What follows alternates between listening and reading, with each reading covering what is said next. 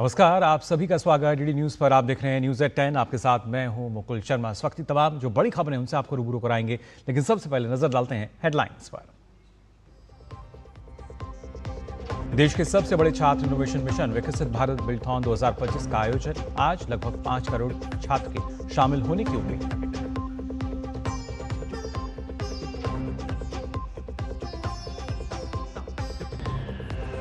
बिहार विधानसभा चुनाव के दूसरे चरण के लिए आज से नामांकन। एनडीए में सीट बंटवारे के बाद भाजपा आज जारी कर सकती है उम्मीदवारों की पहली सूची। महागठबंधन में सीट बंटवारे पर फंसा पेंच।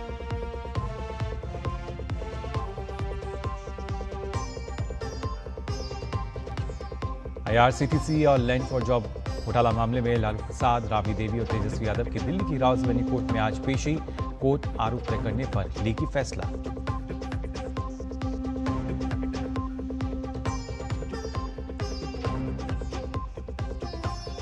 गाजा और इजराइल के बीच बंधकों और कैदियों की आज होगी अदला बदली। इजरायली पीएम नेतन्याहू ने बंधकों की वापसी को बताया ऐतिहासिक घटना।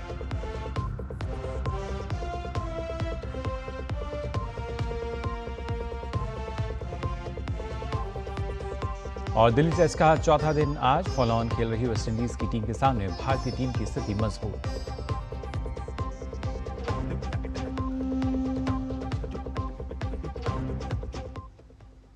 और आइए खबरें देखते हैं विस्तार से। आपको बता दें, शिक्षा मंत्रालय, अटल इनोवेशन मिशन और नीति आयोग मिलकर आज विकसित भारत बिल्डथॉन 2025 का आयोजन कर रहे हैं।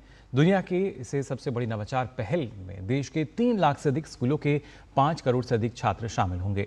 इस दौरान छात्र 4 विषयों आत्मनिर्भर भारत, वोकल फॉर लोकल, स्वदेशी और समृद्ध भारत पर प्रोटोटाइप और मॉडल पेश करेंगे। भारत 2047 तक विकसित राष्ट्र बनने की ओर तेजी से अग्रसर है। एक विकसित, आत्मनिर्भर भारत और दुनिया को दिशा दिखाने वाला भारत। इस महत्वाकांक्षी लक्ष्य को हासिल करने के लिए युवाओं में नवाचार और रचनात्मकता को बढ़ावा देना जरूरी है। राष्ट्रीय शिक्षा नीति की भावना के अनुरूप स्कूली छात्रों में नवाचार, आलोचनात्मक सोच और प्रायोगिक शिक्षा को बढ़ावा देने के मकसद से शिक्षा मंत्रालय और अटल इनोवेशन मिशन नीति आयोग ने मिलकर विकसित भारत बिल्डथॉन की शुरुआत की है। हमें क्रिटिकली सोचना है और अनुभव के आधार पर पढ़ाई करनी है।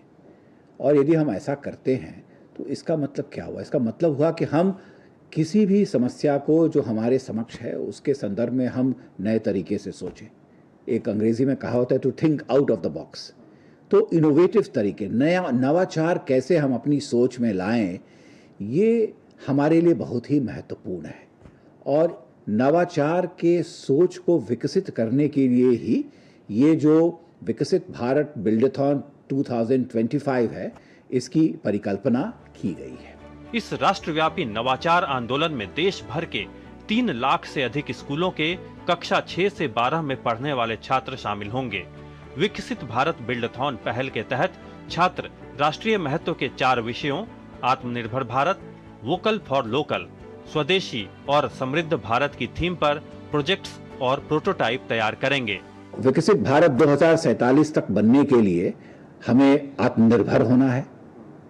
और यदि आत्मनिर्भर होंगे तो कैसे होंगे? तो हम स्वदेशी को अपनाएंगे तो हम आत्मनिर्भर बनेंगे। स्वदेशी के लिए वोकल फॉर लोकल होने की जरूरत है, ताकि जो लोकली प्रोड्यूस चीजें हों उसके लिए हम डिमांड बना पाएं। और यदि हम ऐसा करते हैं तो हम समृद्ध भारत बनेंगे। तो इन 4 टॉपिक्स पर, इन 4 थीम्स पर बच्चों को कहा गया है कि वो इस पर सोचें। विकसित भारत बिल्डथॉन के 1000 विजेताओं को जिला स्तर पर, 100 विजेताओं को राज्य स्तर पर और शीर्ष 10 विजेताओं को राष्ट्रीय स्तर पर सम्मानित किया जाएगा। छात्रों में नवाचार, रचनात्मकता और आत्मनिर्भरता की भावना को प्रोत्साहित करने की दिशा में ये एक राष्ट्रीय अभियान है। ये पहल स्कूली स्तर पर नवाचार की संस्कृति को बढ़ावा देने में मददगार साबित होगी। Nishant Saurabh, DD news, Delhi. पूर्ण पहल इसका आयोजन आज हो रहा है। खबरों में आगे बढ़ते हैं। आपको बता दें, बिहार विधानसभा चुनाव के लिए एनडीए में सीटों का बंटवारा हो चुका है। इसके बाद अब आज बीजेपी के उम्मीदवारों की पहली लिस्ट जारी होने की उम्मीद है। बिहार चुनाव के लिए बीजेपी की केंद्रीय चुनाव समिति की बैठक संपन्न हो गई, जिसमें पार्टी के अधिकांश उम्मीदवारों के नाम तय हो गए हैं। बिहार में बीजेपी और जेडीयू दोनों 101 सीटों पर चुनाव लड़ेंगी, जबकि चिराग पासवान की लोक जनशक्ति पार्टी रामविलास को 29 सीटें दी गई हैं। जीतन राम मांझी की पार्टी और उपेंद्र कुशवाहा की पार्टी 6 सीटों पर चुनाव लड़ेगी।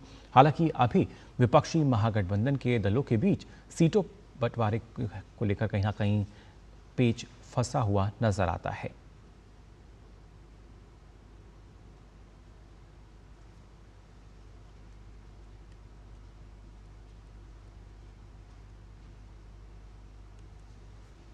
तो एनडीए में सीट बंटवारे को लेकर सहमति नजर आती है, वहीं महागठबंधन में अभी भी कहीं ना कहीं पेच फंसा हुआ नजर आ रहा है। लेकिन आपको बता दें, बिहार विधानसभा चुनाव को लेकर सभी पार्टियां जहां जोर शोर के साथ तैयारी कर रही हैं, इसी बीच प्रधानमंत्री नरेंद्र मोदी बुधवार 15 अक्टूबर को पार्टी कार्यकर्ताओं से सीधा संवाद करेंगे। इस संबंध में प्रधानमंत्री ने एक्स पर एक पोस्ट साझा करते हुए लिखा, बिहार में भाजपा एनडीए की विजय के लिए हमारे समर्पित कार्यकर्ता पूरी ऊर्जा के साथ जुट चुके हैं। ऐसे कर्मठ कार्यकर्ताओं से संवाद हमेशा नई प्रेरणा देता है। 15 अक्टूबर को मुझे ऐसे ही कार्यकर्ताओं से सीधे संवाद करने का अवसर मिलेगा। मेरा आग्रह है, आप सभी मेरा बूथ सबसे मजबूत अभियान से जुड़ें और अपने सुझाव आज ही साझा करें। चुने गए कुछ कार्यकर्ताओं से उनके सुझावों पर मैं सीधे उनके साथ अपनी पोस्ट के साथ ये पोस्टर प्रधानमंत्री ने साझा किया एक्स पर। साथ ही मेरा बूथ सबसे मजबूत पहल से जुड़ने के लिए आह्वान भी किया। चुनाव आयोग आज बिहार विधानसभा चुनाव के दूसरे चरण के चुनाव के लिए अधिसूचना जारी करेगा। इसके साथ ही दूसरे चरण में राज्य की 122 विधानसभा सीटों पर नामांकन की प्रक्रिया शुरू हो जाएगी। नामांकन की अंतिम तिथि 20 अक्टूबर निर्धारित की गई है। 21 अक्टूबर को सभी नामांकन पत्रों की जांच की जाएगी। वहीं 23 अक्टूबर तक नाम वापस लिए जा सकेंगे। नामांकन को लेकर पुलिस प्रशासन ने सुरक्षा के पुख्ता इंतजाम किए हैं। दूसरे चरण का मतदान 11 नवंबर को होगा, वहीं मतगणना 14 नवंबर को होगी।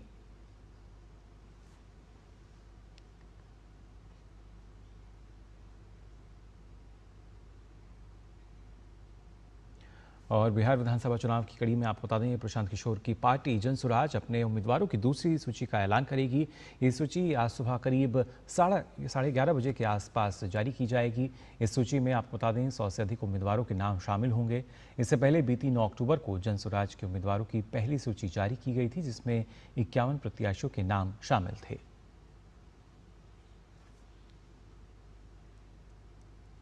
बिहार चुनाव से पहले लालू प्रसाद यादव और उनके परिवार की मुश्किलें एक बार फिर बढ़ती नजर आ रही हैं। आईआरसीटीसी और लैंड फॉर जॉब घोटाला मामले में लालू प्रसाद, राबड़ी देवी और तेजस्वी यादव की आज दिल्ली की राउज एवेन्यू कोर्ट में पेशी होगी, जिसके बाद अदालत आरोप तय करने पर फैसला लेगी। पेशी के लिए लालू प्रसाद यादव राउज एवेन्यू कोर्ट पहुंच भी गए हैं। आपको बता दें कि आईआरसीटीसी घोटाला लालू यादव के रेल मंत्री रहने के दौरान 2 होटल्स की लीज में कथित गड़बड़ी से जुड़ा हुआ है, जबकि लैंड फॉर जॉब केस में सीबीआई ने आरोप लगाया है कि रेलवे में नौकरियों के बदले लालू प्रसाद और उनके परिजनों ने नौकरी पाने वालों से जमीन ली थी। हिमाचल प्रदेश में कुल्लू मनाली के प्रसिद्ध रोहतांग दर्रे पर बीआरओ की टीम बर्फ हटाने में जुट चुकी है। 13,050 फीट की ऊंचाई पर स्थित इस दर्रे पर करीब 2.5 फीट मोटी बर्फ की सफेद चादर जमी हुई है। ये दर्रा पर्यटकों के लिए जल्द ही बहाल हो जाएगा। हालांकि इस दर्रे से बर्फ हटाने का मुख्य कारण लेह जाने वाले डीजल और पेट्रोल के टैंकर हैं। दर्रा खुलने के बाद पर्यटक फिर से बर्फ का आनंद ले सकेंगे। इस दौरान प्रशासन ने ऑनलाइन परमिट की सुविधा भी शुरू कर दी है, जिसके तहत रोजाना 1200 वाहनों को रोहतांग जाने की अनुमति होगी। 5 अक्टूबर से बर्फबारी होने से रोहतांग दर्रा सैलानियों के लिए बंद हो गया था। भगवान बुद्ध के पवित्र अवशेष भारत से रूस के काल्मिकिया गणराज्य पहुंचे हैं। इस मौके पर उत्तर प्रदेश के उप मुख्यमंत्री केशव प्रसाद मौर्य ने के नेतृत्व में आपको बता दें भारतीय प्रतिनिधिमंडल काल्मिकिया की राजधानी एलिस तक की यात्रा पर है। केशव प्रसाद मौर्य ने बताया कि 8 दिवसीय अवशेष प्रदर्शनी से पूरा काल्मिकिया गणराज्य बौद्ध में हो गया है। हमने संसार को भगवान तथागत बुद्ध दिया है, युद्ध नहीं दिया है। बुद्ध की शरण जाने में ही शांति है, प्रगति है, आध्यात्मिक उन्नति भी है। और आज मैं यह देख रहा हूँ कि जब मैं काल्मिकिया में, तो कई शताब्दियों पूर्व यहाँ भगवान तथागत बुद्ध का संदेश आ चुका और आज यहाँ पूरी तरह से मैं कहूँ कि काल्मिकिया गणराज्य पूरा बुद्धमय हो गया है। रूस के क्लिनिकिया में डीडी न्यूज से बातचीत के दौरान केशव प्रसाद मौर्य ने उत्तर प्रदेश में बौद्ध तीर्थों पर भी बात की और वहां बढ़ रहे पर्यटन का जिक्र किया। वाराणसी जो माननीय प्रधानमंत्री जी का संसदीय क्षेत्र है, वहाँ भगवान तथागत बुद्ध का जो प्रथम उपदेश स्थल सारनाथ भी है, वहीं विश्वनाथ ममनाथ पुरारी त्रिभुवन महिमा विदित तुम्हारी, यानी वहाँ भगवान विश्वनाथ जी का, भोलेनाथ जी का मंदिर है और बहुत प्राचीन मंदिर है। ऐसे ही अयोध्या है, ऐसे ही मथुरा है, ऐसे ही कुशीनगर है, ऐसे ही श्रावस्ती है, ऐसे ही संकीसा भी एक स्थान है उत्तर प्रदेश के अंदर। जैसी मान्यता है कि भगवान तथागत बुद्ध वहाँ पर स्वर्ग से धरती पर आए थे, ऐसी मान्यता है। वहाँ बड़ी संख्या में दुनिया भर से भगवान तथागत बुद्ध के अनुयायी जाते रहते हैं। तो जैसे ही इनका हम विकास करते हैं, वैसे ही उससे पर्यटन आता है। पर्यटन आता है तो रोजगार सृजित होता है। तो इस बात का जिक्र किया था यहाँ पर, और खासतौर से जैसा हमने आपको बताया था, राजद प्रमुख और बिहार के पूर्व मुख्यमंत्री लालू प्रसाद यादव राउज एवेन्यू कोर्ट पहुँच गए हैं। और अधिक जानकारी के लिए हमारे संवाददाता विकास सारथी फिलहाल हमारे साथ जुड़ चुके हैं। विकास से जानना चाहेंगे, क्योंकि जिस तरीके से अगर बात की जाए, काफ़ी महत्वपूर्ण आज फिलहाल ये पेशी, जिसमें आप देख सकते हैं लालू प्रसाद यादव जो कि राउज एवेन्यू कोर्ट पहुँचे हैं। और ख़ासतौर से आज का जो दिन है वो काफ़ी महत्वपूर्ण, कहीं ना कहीं लालू का परिवार जो है पूरा, लालू प्रसाद यादव, राबड़ी देवी, तेजस्वी यादव, जो कि इन दोनों मामलों में आज कहीं ना कहीं अब देखना होगा अदालत जो है वो आरोप तय करने पर फैसला लेती है, क्या कुछ कार्रवाई की जाएगी। साथ ही दूसरी तरफ अगर देखा जाए बिहार विधानसभा चुनाव, और इस बीच कहीं ना कहीं मुश्किलें बढ़ती हुई नजर आ रही हैं। फिलहाल आप देख सकते हैं तस्वीरों में लालू प्रसाद यादव जो कि पहुंचे हैं राउज एवेन्यू कोर्ट। हमारे संवाददाता विकास सारथी फिलहाल हमारे साथ जुड़ चुके हैं। विकास, जानना चाहेंगे आपसे, जिस तरीके से देखा जाए, एक तरफ बिहार विधानसभा चुनाव भी है और दूसरी तरफ आज ये जो पेशी है काफ़ी अहम मानी जा रही है, क्या कुछ आज की कार्रवाई जो है उसमें हो सकता है? देखिए, अब थोड़ी देर पहले 4th फ्लोर पर जो कोर्ट है 410 कोर्ट नंबर, उसमें लालू प्रसाद यादव, राबड़ी देवी और तेजस्वी यादव, ये तीनों लोग पेश हो चुके हैं। आज इनके ऊपर चार्जेस फ्रेम करने को लेकर के एक ऑर्डर है। 2 मामले हैं, अलग अलग दोनों मामले हैं। एक है IRCT से जुड़ा हुआ घोटाले का मामला, और एक जो हमने देखा था कि जमीन के बदले नौकरी का जो पूरा मामला है। इन दोनों मामलों में आज कोर्ट को ये ऑर्डर करना है कि आरोप तय होंगे उन्हीं सेक्शंस में जिनमें सीबीआई ने चार्जशीट दाखिल की है। क्या इस थोड़ी सी कुछ ही देर में भी स्पष्ट हो जाएगा कि क्या जितने भी चार्जेस सीबीआई की तरफ से लगाए गए थे उन सभी को प्रथम दृष्टया कोर्ट ने स्वीकार कर लिया है, और उन्हीं चार्जेस के तहत लालू प्रसाद यादव, राबड़ी देवी, तेजस्वी और अन्य आरोपियों को ट्रायल फेस करना होगा। कुछ ही देर में स्थिति साफ हो जाएगी। लालू प्रसाद यादव अब से कुछ देर पहले, 10 मिनट पहले, अपने परिवार के सदस्यों के साथ व्हील चेयर पर थे वो, और अभी वो कोर्ट के अंदर हैं। जज का इंतजार है, जैसे ही वो आएंगे उसके बाद 2 मामलों में आदेश आएंगे। इस बात साफ कर दूं, एक IRCT से के जो 2 होटल्स थे उनको लीज पर देने में गड़बड़ी से जुड़ा मामला है, और दूसरा है जिसमें नौकरी के बदले जमीनें लिखवाई गई या औने पौने दाम पर खरीदी गई। दोनों ही मामलों में लालू प्रसाद यादव जी विकास, काफी महत्वपूर्ण, क्योंकि जिस तरीके से दोनों मामले जो हैं, लेकिन अगर इस मामले में हम खासतौर से अगर बात करते हैं कि अगर आरोप तय होते हैं फिर आगे क्या कुछ आगे आने वाले दिनों में भविष्य होगा लालू प्रसाद यादव का और तेजस्वी यादव का, खासतौर से बिहार में जिस इलेक्शन होने वाले हैं, और उस वक्त इस राजनीतिक गहमा के बीच फिलहाल लालू प्रसाद यादव और उनके परिवार के सदस्य राउज एवेन्यू कोर्ट में मौजूद। जी बिल्कुल विकास, लेकिन अगर आरोप तय होते हैं तो किस तरीके से फिर आगे की जो कार्रवाई है वो हम मान सकते हैं, किस तरह का जो प्रावधान है वो माना जाए, और जाहिर तौर पर क्योंकि दूसरी तरफ अगर चुनाव है तो वहां भी इसका असर हमें देखने को मिलेगा ही। विकास, आवाज पहुंच रही है आप तक हमारी? हमारे संवाददाता विकास सारथी जो कि बता रहे थे किस तरीके से दोनों मामलों में जाहिर तौर पर आज सुनवाई होनी है, और यहाँ पे अदालत जो है, मैं आपको रोकना चाहूंगा, शायद यहाँ पर पहुंच चुके हैं और जाके देखना होगा कि कोर्ट इस पर क्या आदेश देने वाला है 2 मामलों में। तो इस वक्त मैं अभी आपके साथ शायद बातचीत आगे जारी ना रख पाऊं, हमें उस आदेश को सुनना होगा जो 2 मामलों में आने वाला है। उम्मीद यह है कि जज यहाँ पर कोर्ट में आ चुके हैं और अब से कुछ ही देर में आदेश आ जाएंगे। चलिए बिल्कुल, बहुत बहुत धन्यवाद आपका, और आगे भी आपसे अपडेट हम लेंगे क्या कुछ जो फैसला है वो आता। फिलहाल बहुत बहुत शुक्रिया आपका। खासतौर से अगर देखा जाए यहाँ पर जो स्थिति है, अगर देखा जाए लालू प्रसाद यादव जिनके लिए मुश्किलें जो हैं और बढ़ती हुई नजर आएंगी। फिलहाल हम यहाँ अपने एक छोटे से ब्रेक के लिए जल्द लौटते हैं।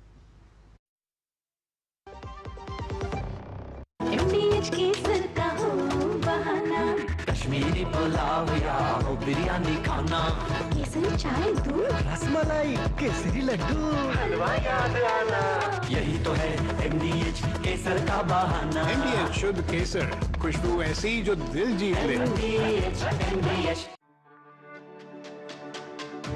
मेरी पसंद, मेरी पसंद, मेरी पसंद, मेरी पसंद,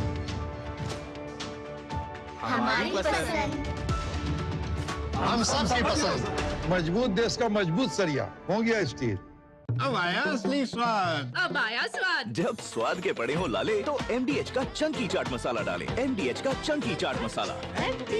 MDH। ब्रेक के बाद आप सभी का एक बार फिर स्वागत। डीडी न्यूज़ पर आइए खबरों में आगे बढ़ते हैं। भारत के 3 दिन के दौरे पर नई दिल्ली पहुंची कनाडा की विदेश मंत्री अनीता आनंद आज विदेश मंत्री डॉक्टर एस जयशंकर के साथ वार्ता करेंगी।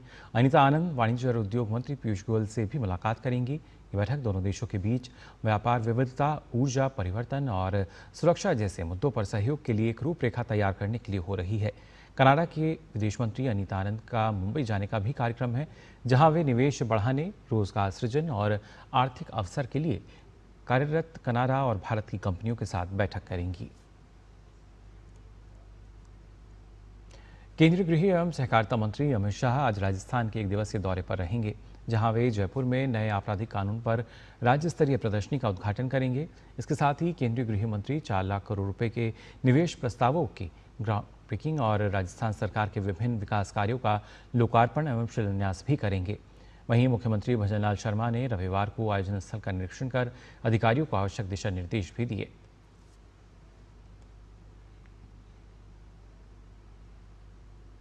नए आपराधिक कानूनों की विशेषताओं को रेखांकित करती हुई प्रदर्शनी का शुभारंभ होगा। माननीय केंद्रीय गृह मंत्री श्री अमित शाह जी इसका उद्घाटन करेंगे और ये प्रदर्शनी सभी आमजनों के लिए 14 तारीख से 18 तारीख तक रहेगी। और बात गतिशक्ति की, जिसको लागू हुए 4 साल पूरे हो चुके हैं। सागरमाला हो या भारतमाला, सभी इंफ्रा प्रोजेक्ट पर गतिशक्ति का प्रभाव सीधे तौर पर देखा जा सकता है। अब विभागों और मंत्रालयों के बीच बेहतर समन्वय है और एक स्पष्ट और समग्र नीति के साथ कोई भी प्रोजेक्ट जो है हम देखते हैं किस तरीके से लगातार पूरा होता हुआ नजर आता है।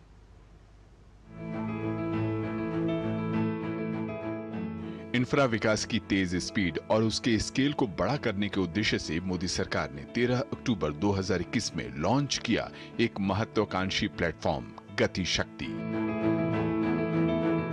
एक ऐसा डिजिटल प्लेटफॉर्म जहां केंद्र सरकार के विभिन्न 16 मंत्रालय और विभाग एक साथ आए, जिसने मल्टी मॉडल कनेक्टिविटी के प्रोजेक्ट के दौरान विभिन्न मंत्रालयों के बीच बेहतर समन्वय स्थापित करने और प्रोजेक्ट के प्रति एक समग्र और संपूर्ण नीति बनाने की दिशा में बड़ी शुरुआत की। सेंस ऑफ अर्जेंसी सभी मंत्रालयों में भी और राज्य सरकारों में आया इसके कारण, और इम्प्लीमेंटेशन की स्पीड काफी बढ़ गई। गति शक्ति लॉन्च होने के बाद इंफ्रा विकास में आड़े आने वाली अड़चनें कम हुई। समय से प्रोजेक्ट पूरे होने से लागत खर्च में कमी आई। प्रोजेक्ट निर्माण के समय जनता को होने वाली परेशानियां भी कम हुई, क्योंकि गति शक्ति के जरिए रेलवे हो या रोडवेज, पाइपलाइन बिछाने वाले स्टेक होल्डर हों या अन्य कई विभाग एक साथ आए और एक समग्र और साझा योजना पर अब सभी काम करते हैं। हमारे यहाँ होता यही रहा कि पहले कहीं सड़क बनती है, फिर बिजली के लिए सड़क खोदी जाती है, फिर पानी वाले पहुंचते हैं, वो पानी फेर देते हैं, फिर टेलीफोन वाले आते हैं, वो कुछ और ही खड़ा कर देते हैं। एक सड़क बजट खर्च हो रहा है, काम खत्म नहीं हो रहा है। ये मैंने सिर्फ एक उदाहरण दिया क्योंकि आपने अपनी आंखों से देखा है, और इसलिए होता है कि सरकारी विभागों का एक दूसरे के साथ न तो संवाद होता है और न ही जानकारियों का कोई तालमेल। सब अपनी अपनी दुनिया बनाकर उसमें बैठे हुए हैं। हर एक के पास रिपोर्ट कार्ड है कि मैंने इतनी सड़क बना दी, कोई कहे कि मैंने इतने तार डाल दिए, कोई कहे मैंने इतनी पाइप डाल दी, लेकिन परिणाम work in progress. In silos को तोड़ने के लिए अब हमने पीएम गति शक्ति नेशनल मास्टर प्लान बनाया है।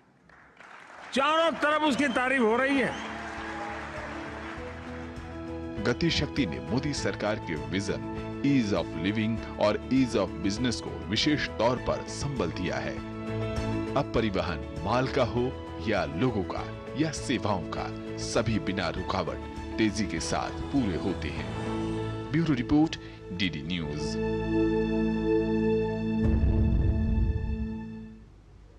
तो जाना आपने गति शक्ति से किस तरह की शक्ति, किस तरह की मजबूती जाहिर तौर पर विकास को मिल रही है हमारे देश में। खबरों में आगे बढ़ते हैं। भारतीय सेना संयुक्त राष्ट्र सैन्य योगदानकर्ता देशों UNTCC के प्रमुख के सम्मेलन की मेजबानी करेगी। नई दिल्ली में 14 से 16 अक्टूबर तक आयोजित होने अंतर्राष्ट्रीय सम्मेलन में राष्ट्र शांति अभियानों में अहम योगदान देने वाले 32 देशों के वरिष्ठ सैन्य अधिकारी एक साथ उपस्थित होंगे। UNTCC एक ऐसा महत्वपूर्ण मंच है जो परिचालन चुनौतियों, उभरते खतरों, आपसी सहभागिता, निर्णय प्रक्रिया में समावेशिता और शांति स्थापना को बढ़ावा देने में प्रौद्योगिकी एवं प्रशिक्षण की भूमिका पर विचार विमर्श का अवसर प्रदान करता है। भारत संयुक्त राष्ट्र शांति अभियानों में सबसे बड़े योगदानकर्ताओं में से एक होने के नाते इस उच्च स्तरीय मंच का आयोजन कर रहा है। ये सम्मेलन वसुधैव कुटुंबकम यानी संपूर्ण विश्व एक परिवार है कि भारतीय दर्शन परंपरा का सशक्त प्रतीक है। कार्यक्रम में रक्षा मंत्री राजनाथ सिंह, विदेश मंत्री एस जयशंकर और संयुक्त राष्ट्र शांति अभियानों के लिए अवर महासचिव USGDPO जीन पियरे लेक्रोइक्स के महत्वपूर्ण संबोधन होंगे। विदेश राज्य मंत्री कीर्तिवर्धन सिंह आज मिस्र में होने वाली गाजा शांति वार्ता में भारत का प्रतिनिधित्व करेंगे। प्रधानमंत्री मोदी को अमेरिकी राष्ट्रपति डोनाल्ड ट्रंप और मिस्र के राष्ट्रपति अब्देल फतेह अल-सीसी ने गाजा शांति वार्ता में शामिल होने के लिए आमंत्रित किया था, लेकिन अन्य महत्वपूर्ण व्यस्तताओं के कारण प्रधानमंत्री इसमें शामिल नहीं हो पाएंगे। अब उनकी ओर से राज्य मंत्री खासतौर से कीर्ति सिंह इस वार्ता में भाग लेंगे। 13 अक्टूबर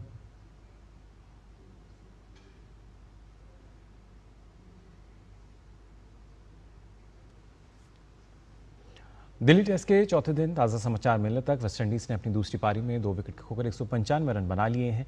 इससे पहले वेस्टइंडीज़ की टीम पहली पारी में 248 रन बनाकर आउट हो गई और उसे फॉलो ऑन खेलना पड़ा। भारत ने अपनी पहली पारी 5 विकेट पर 518 रन बनाकर घोषित की थी। 2 टेस्ट मैच की सीरीज में भारतीय टीम 1-0 से आगे है। ऐसे में टीम अगर दिल्ली टेस्ट को जीतने में सफल रहती है तो टीम सीरीज को क्लीन स्वीप करने में कामयाब होगी।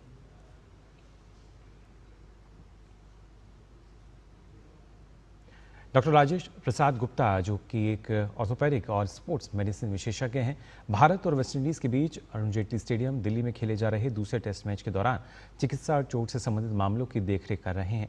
डीडी न्यूज़ से बातचीत करते हुए उन्होंने जोर देते हुए कहा कि अधिकांश खेल संबंधी चोटों को सही प्रशिक्षण, तकनीक और शारीरिक कंडीशनिंग के माध्यम से रोका जा सकता है। दिल्ली के अरुण जेटली स्टेडियम में भारत और वेस्टइंडीज़ के बीच दूसरा मैच चल रहा है और इस मैच की जितनी भी जो मेडिकल जिम्मेदारियां हैं, जो स्पोर्ट्स में जो इंजरीज के संबंधित जो प्रॉब्लम्स हैं, उसकी देखरेख कर रहे हैं डॉक्टर राजेश प्रसाद गुप्ता, जो कि एक ऑर्थोपेडिक सर्जन है और साथ ही साथ एक जो स्पोर्ट्स मेडिसिन के एक्सपर्ट भी हैं। सर, आपका बहुत बहुत स्वागत है। पूरा अगर स्पोर्ट्स इंजरी की बात करें तो एक बहुत बड़ा कह सकते हैं सरदर्द रहता है किसी भी स्पोर्ट्स के लिए, चाहे क्रिकेट हो, कोई भी स्पोर्ट्स हो। तो किस तरह से सर आप इंजरीज को एक मैनेज करते हैं, किस तरह से आप खिलाड़ियों को सलाह देते हैं कि इनको कम से कम इंजरी हो सके? देखिए, स्पोर्ट्स इंजरीज 2 टाइप का होता है। एक एक्यूट इंजरीज होता है, एक ओवर यूज इंजरी होता है। एक्यूट इंजरी जैसे एंकल स्प्रेन हो गया, ACL इंजरीज हो गया, ये एक्यूट इंजरीज है। क्रोनिक इंजरी यानी ओवर यूज इंजरी जो होता है वो लाइक स्ट्रेस फ्रैक्चर टाइप से टिबियल सीन स्प्लिंट्स होता है, इसको ओवर यूज इंजरीज बोलते हैं। तो इसको मैनेज किया जाता है बेसिकली, पहले तो देखते हैं, क्लिनिकल असेसमेंट करते हैं, उसके ऊपर डिसीजन लिया जाता है। जैसे एक्यूट इंजरीज है तो एक्यूट इंजरीज में हम एक POLICE करके कंसेप्ट होता है, जिसमें protection, optimal loading, ice compression और एलिवेशंस के लिए बोलते हैं। ओवर यूज इंजरीज में डायग्नोसिस करना होता है एक्सरे करके, MRI करके, फिर बेस्ड ऑन दैट उससे हम इलाज करते हैं। तो कुछ ऐसा कोई आपका लाइफ में कोई ऐसा केस आया जो बड़ा ही आपको याद है और आपने उसको उस प्लेयर की उस इंजरी को आपने डायग्नोस करके उसको ठीक किया, ऐसा कुछ है आपके? एक प्लेयर था हमारे पास में, वो एक्चुअली ये तो क्रिकेट चल रहा है लेकिन वो स्केटिंग का मेरा प्लेयर था और उसको बहुत सारी इंजरीज हुई थी। वो एक फ्रैक्चर हुआ था क्लेविकल का, उसका ह्यूमरस का भी फ्रैक्चर हुआ था उसको, उनको मैंने ट्रीट किया। वो इंटरनेशनल इवेंट्स में 2024 में प्रोबेबली अप्रैल में यूरोप जा करके बहुत सारा मेडल्स लेकर के आया था। जो बिल्कुल सर, जिस तरह से आपने केयर की और जब मेडल जीतता है आपका, ट्रीट किया खिलाड़ी, कहीं ना कहीं मन में एक संतोष होता होगा, खुशी तो बहुत अच्छा लगता है अगर वो होता है। तो एक और मेरा प्लेयर था जिनको मैंने ट्रीट किया था, वो टेंडो एक्लिस इंजरीज बोलते हैं, जो एंकल से ऊपर एक टेंडन होता है जो दौड़ने में हेल्प करता है बेसिकली। वो हमारे पास में 5-6 महीने के बाद आए थे इंजरीज के बाद में। वो रोइंग के प्लेयर थे और उसके बाद मैंने उनका सर्जरीज किया। सर्जरी के बाद वो यूपी यूपी में रोइंग में उन्होंने गोल्ड मेडल प्राप्त किया था, सिल्वर मेडल प्राप्त किया था। वो प्लेयर मेरा वहाँ से था, ये बुलंदशहर से था। नए खिलाड़ियों को क्या आप उनके लिए मैसेज देना चाहेंगे? किस तरह से अपनी इंजरी को रिड्यूस कर सकते हैं, उनके लिए क्या मैसेज होगा आप? उसके लिए मैसेज ये होगा कि proper technique, warm up, cooling down, strength and conditioning exercise, flexibility and training exercise, hydration और प्रोटेक्टिव गियर वगैरह जैसे हेलमेट्स वगैरह यूज़ करते हैं वो सब यूज़ करना और फेयर प्ले होना चाहिए। कैमरा पर्सन सौरभ के साथ नारायण सिंह, डीडी न्यूज़, दिल्ली। तो फिलहाल के लिए न्यूज़ 10 में बस इतना ही, लेकिन देश और दुनिया की तमाम खबरों के लिए आप देखते रहिए डीडी न्यूज़। मुझे दीजिए अनुमति, नमस्कार।